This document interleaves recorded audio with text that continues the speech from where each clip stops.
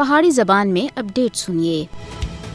Operation بلو star دے ناں نال 1984 وچ بھارتی فوجیاں دی طرفوں سکھاں دی مقدس ترین عبادت گاہ تے حملہ ایک توہین آمیز فعل آسا۔ آپریشن بلو سٹار تھی بعدی بھارت سن بڑے پیمانے تے سکھاں دے خلاف باضابطہ طور تے انسانی حقوق دی پامالیاں دا آغاز کیتا۔ بھارتی فوجیاں سن یکم تھی 10 جون دے وچکار سن 1984 وچ امرتسر وچ واقع گولڈن ٹیمپل تے حملے دے دوران ٹینکاں اور توپاں دی مدد نال نہ صرف سکھاں دے مقدس ترین مقام کو ملبے دے ٹیر بھی تبدیل کیتا بلکہ یاتریاں سمیت ہزاراں سکھاں دا قتل عام بھی کیتا۔ سکھ برادری وچ آپریشن بلو سٹار سکھاں دی نسل کشی دے طور تے یاد کیتا جلدا ہے۔ اس آپریشن وچ سکھ برادری اپنے عظیم رہنما بھنڈراوالا دے قتل کو کسی بھی صورت وچ بھول نہیں سکتی۔ بھنڈراوالا ایک نہایت دلیر آدمی آسا جنہاں سن سکھاں کو بھارتی سامراج دے خلاف جگایا، انہاں بے جوش بغاوت پیدا کیتا۔ آپریشن بلو سٹار بھی سکھاں دے بے رحمانہ قتل تھی بعد 20,000 تھی زیادہ سکھ خاندانوں کو اپنی جان بچا کے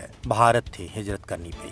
آپریشن بلو سٹار سکھاں دا قتل عام اور انہاں دی مقدس ترین مقام دی بے حرمتی دا ایک دانستہ اقدام آسا جس سن سکھ برادری دے ذہناں وچ انمٹ نقوش چھوڑے۔